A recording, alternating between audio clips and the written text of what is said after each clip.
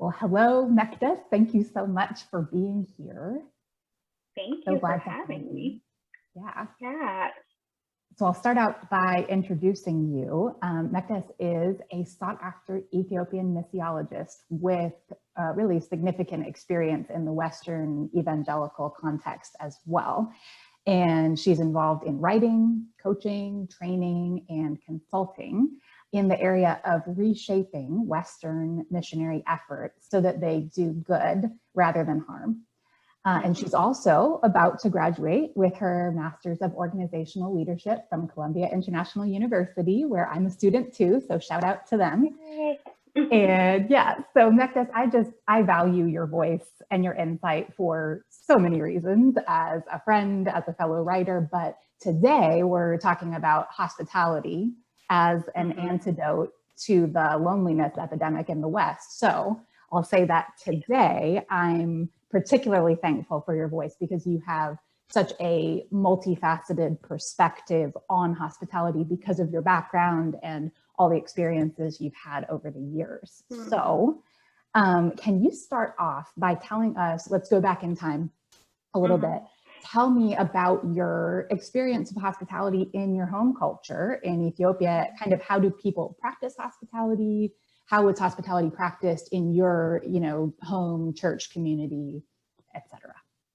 Yeah, so thank you again for having me. It's so good to be here and to talk to you about, I know, your passion project. We've talked about this offline, and so I'm excited to talk about it where, people can kind of listen to our conversation.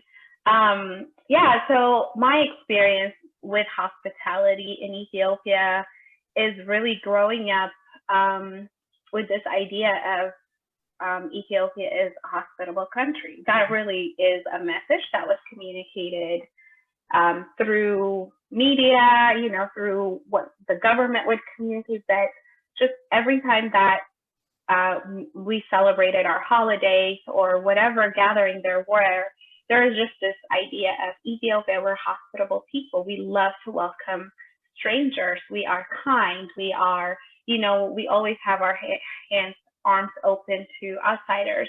And so I think that's just what it was, almost like a synonym to Ethiopia is hospitality.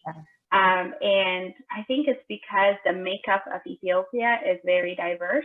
We have several, languages, about 80 or more dialects that, in our country, and different tribes. And so we have lived a very welcoming lifestyle. And even in religion-wise, Ethiopia is one of the ancient Christian countries in Africa. But we also are the first country that welcomed Muslims into our country, and lived it with peace with them, gave them a piece of the land, and kind of created this harmony with a different religion group and different group of people. So that's kind of seen as a pride on our part as this welcoming people that whoever is a refuge can find comfort, And so that is really how I grew up. That's amazing. And how did that work itself out? So that was sort of a national identity. How did that work itself out kind of in your family or just in your daily life growing up? Yeah. So, it's, again, as a community, it's a very communal culture. So we're always involved in somebody else's life. Life in Ethiopia is about being with people. You know that you've lived there. And so one of the things, the early memories I have growing up with my grandma is in Ethiopia. Again, for those that don't know, we have this coffee ceremony, which is super elaborate and beautiful. And really in the countryside, they do it 3 times a day. It's morning, lunch, and dinner. You make your coffee, you invite people over. And I remember growing up with my grandma, whenever we would go to visit my grandma, during lunchtime, she would say, go and call the neighbors to the house. So because it's we would say, Bunna derfal or Bunna fertal, which means, the coffee is ready, come and eat with us or drink with us.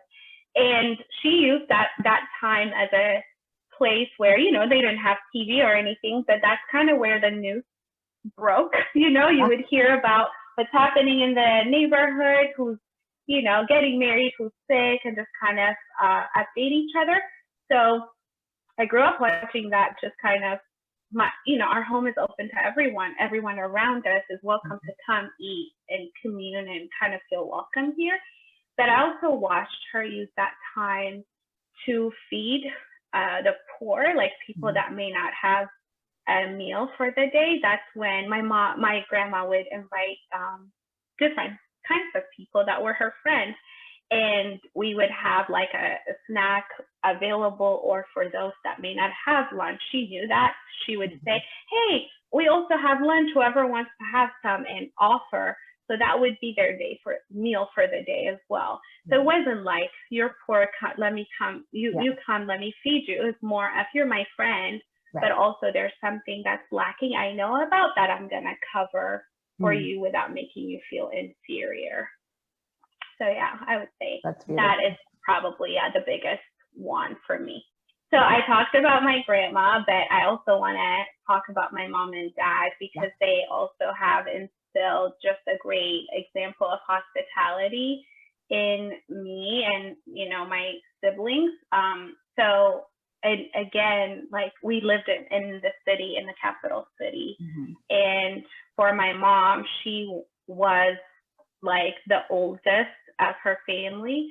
That always meant that whoever came from the countryside stayed with my family. So even before I was born, you know, like that was kind of a place where people landed so that they can either go to school in the capital city, or if they were traveling out of the country, whatever it was kind of a landing space. So our home has always been a place of welcoming again, and it's not necessarily strangers. It is, you start from home, right? You start with the people that you actually do life with. Do they feel comfortable enough to be loved and their needs met? And our home has always been that. And so it was normal for me to give up my bed, or, you know, to share a meal or whatever that would be. That was not a weird concept. And then my dad, growing up, traveled a lot. He's a retired investment banker. And so he would travel a lot. But he also brought over a lot of people, you know, because of his work. We were used to kind of entertaining in our home. And that's actually where I became familiar with interacting with Westerners, because my dad would have, like, you know, investors come, and he would go out of his way and invite them to our house rather than like do dinner at a hotel. And so he would bring them over, and then the entertainment was us, like the kids. So he would be like, Mekdes, you just wrote this poem. Why don't you read it to them? So I feel like my early practice of public speaking was at home, you know.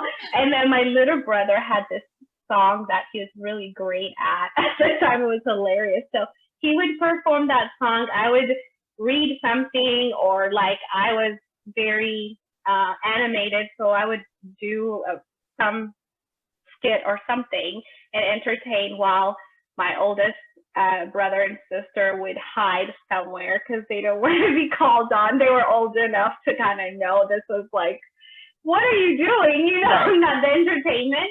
But I love that, because my dad always wanted to share our gifts with the world, you know, and whoever came in our home got to see the things he loved about his kids, you know. And so I feel like even that, him sharing something precious with people that we may never see again, that actually instilled in me just confidence, you know. Like, I could walk down the street and be like, listen to me, because, you know, everyone is my audience. Right. That it was a gift. Like, I know it was a gift to the people that came to our home, but also because our home was open to others, it instilled something in me. It gave me a diverse perspective in the world as well. You know, I started interacting with people from all over the world very, very young, because even though I lived in Ethiopia, I still had this interaction of sharing a meal and hanging out with people that have just, you know, such different backgrounds than me. Yeah, so I wanted to share that story because that was very significant growing up. Absolutely, and that's so cool that you articulated that you received a blessing even as your family was blessing others and inviting others in. Yeah, that's really cool.